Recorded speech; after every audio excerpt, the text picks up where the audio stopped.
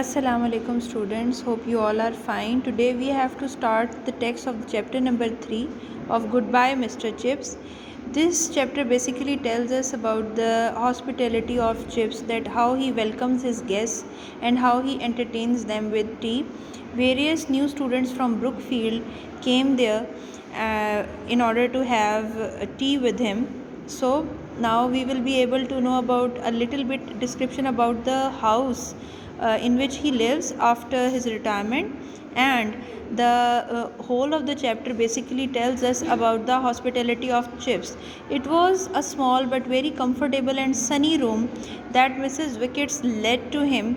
The house itself was ugly and pretentious, but that didn't matter. It was convenient. That was the main thing, for he liked, if the weather were mild enough, to stroll across to the playing fields in an afternoon and watch the games.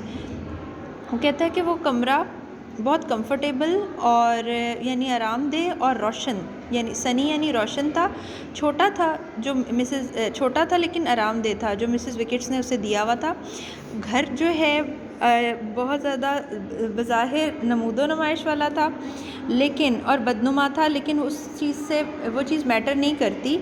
सबसे मौजू बात सबसे जो थी वो ये थी कि वो उसके लिए वो कमरा और वो जगह जो है वो आरामदेह थी। और फॉर ही लाइक्ड इफ़ अगर वेदर थोड़ा सा भी मौसम बेहतर होता था तो वो चहलकदमी के लिए बाहर निकल जाता था, और बाहर जाकर आपको पता है सामने ही जो है वो ब्रुकफील्ड था, तो वहाँ पर वो बच्चों को खेलता हुआ देखता था और वो और ज़्यादा इन्जॉय करता था। He like to smile and exchange a few words with the boys when they touch their caps to him, और वो उनसे बात करता और उनसे बात जो है चंद एक बातों का तबादला ख्याल करता, और इस बात पे वो बहुत खुश होता था।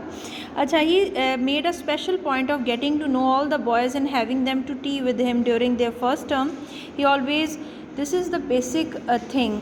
यहाँ से हमारा इस चैप्टर का बेसिक एसेंस शुरू होता है कि इसमें बेसिकली वो उसकी हॉस्पिटैलिटी के बारे में बता रहे हैं कि किस तरह से वो बच्चों को बुलाता था, और नए बच्चे जो ब्रुकफील्ड में जिनका नया एडमिशन हुआ था और जो नए टीचर्स वहाँ पे आते थे उनको वो बुलाता था अपने घर, उनको जानना चाहता था और उनको बुलाता था फ़र्स्ट टर्म जैसे ही वो ज्वाइन करते थे। और नॉर्मली ऑर्डर क्या करता था, ये आपका क्वेश्चन बन सकता है, इसको स्टार लगा लें।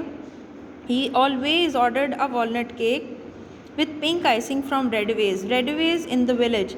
रेडवेज बेकरी है, वो कहता है कि गांव की बेकरी से वो अखरोट का केक जिसपे आप कह लें कि गुलाबी रंग की चीनी की तह बनी होती थी वो मंगवाता था नॉर्मली अपने गेस्ट्स के लिए। इसके अलावा कुलचे मंगाता था, और जो कुलचों की आप कह लो पूरी पाइल मंगाता था, little pile of them in front of the fire, soaked होता है डूबी हुई, इन बटर मक्खन में डूबी हुई, so that the bottom one ले इन लिटिल शैलो पूल।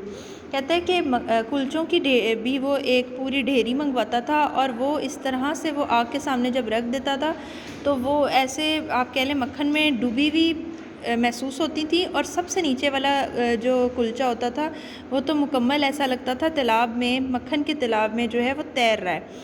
ये अपनी तरह से उसकी जैसे गेस्ट की हम खातिर करते हैं उस तरह से वो अपने जो नए स्टूडेंट्स हैं उनको बुलाता था, जानना चाहता था, और इसके अलावा उनको इस तरह से एक तो वो वॉलनट केक पेश करता था और दूसरा क्रम्पेट्स कुलचे पेश करता था। इस गेस्ट और साथ टी जो है वो भी देता था। His guests found it fun to watch him make tea mixing careful spoons from different caddies डब्बों को कहते हैं छोटे छोटे।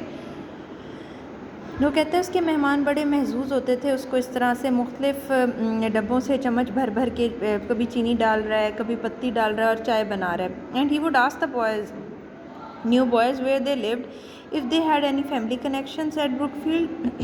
He kept watch to see that their plates were never empty, and punctually at 5, after the session had lasted an hour, he would glance at the clock and say, well, it's been very delightful meeting you like this. I'm sorry you can't stay. अब इसका यहाँ पर जो है वो मतलब ये है कि उनसे वो पूछता था कि आप लोग बच्चों से पूछता था कि आप कहाँ रहते हो, उनके घर वगैरह का पूछता था। इसके अलावा पूछता था कि ब्रुकफील्ड में कोई उनके रवाबत हैं, और इसके अलावा इस चीज़ का ध्यान रखता था कि उनकी जो है प्लेटें कभी खाली ना हो। लेकिन 5 जैसे ही बजते थे 4 बजे बुलाता था, 5 जैसे ही बजते थे तो घड़ी की तरफ देख के बोलता था कि बड़ा अच्छा लगा, बड़ा मज़ा आया आपसे मिलके, लेकिन अब मैं इस चीज़ पे मुझे अफसोस है कि आप मज़ीद ठहर नहीं सकते। And he would smile and shake hands with them in the porch, leaving them to race across the road to the school with their comments. और वो कहता है कि वो साथ स्माइल करते हुए ये बात करता था और साथ अपना हाथ मिलाता था उन सब से, उन्हें डेवडी तक छोड़ने जाता था, और यहाँ तक कि वो रोड पे चले जाते थे और साथ साथ तबसरे कर रहे होते थे चिप्स के बारे में कि बड़ा शाइस्ता बूढ़ा लड़का है जो कि हमें मज़ेदार जो है चाय देता है और उसे अच्छे से पता है कि हमें रुखसत कब करना है। And Chips also would be making his comments to Mrs Wickett when she entered his room to clear away the remains of the party. और चिप्स जब मिसेस विकेट्स आती थी पार्टी की सारी चीज़ें जो बची होती थी उनको साफ़ करने, तो उस वक़्त चिप्स जो है वो तब भी कमेंट कर रहा होता था। अ मोस्ट इंटरेस्टिंग टाइम बताता था उसको कि बड़ा ज़बरदस्त वक्त गुजरा है मिसेस विकेट्स। यंग ब्रेक्सम, ये जो है से स्टार लगा लें। Young Braxom tells me that his uncle was Major Collingwood we had in here in 1902, not 2 लिखा हुआ है, 1902।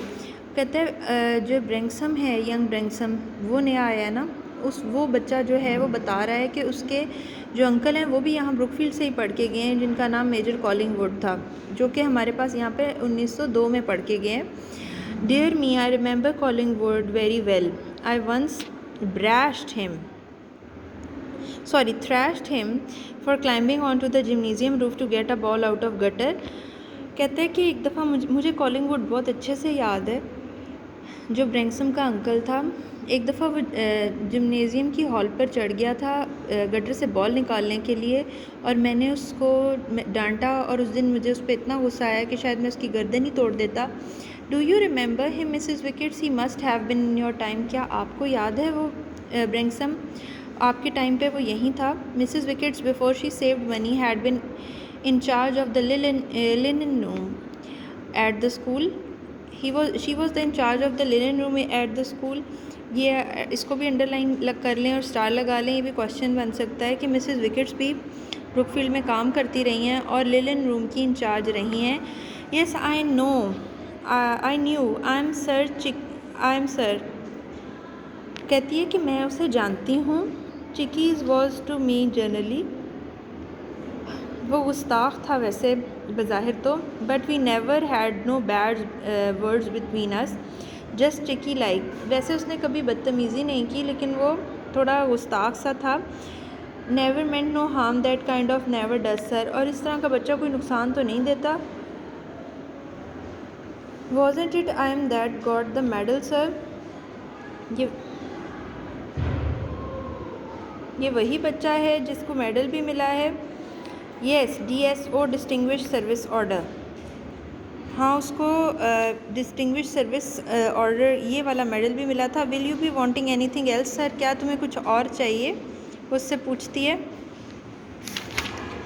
Nothing more now till chapel time, he was killed in Egypt I think, yes you can bring my supper about then. और फिर वो कहता है कि मुझे और मज़ीद कुछ नहीं चाहिए जब तक इबादत के वक्त तक मैं और कोई चीज़ नहीं खाऊंगा। और फिर मज़ीद बताता है कि वो इजिप्ट में मारा गया था।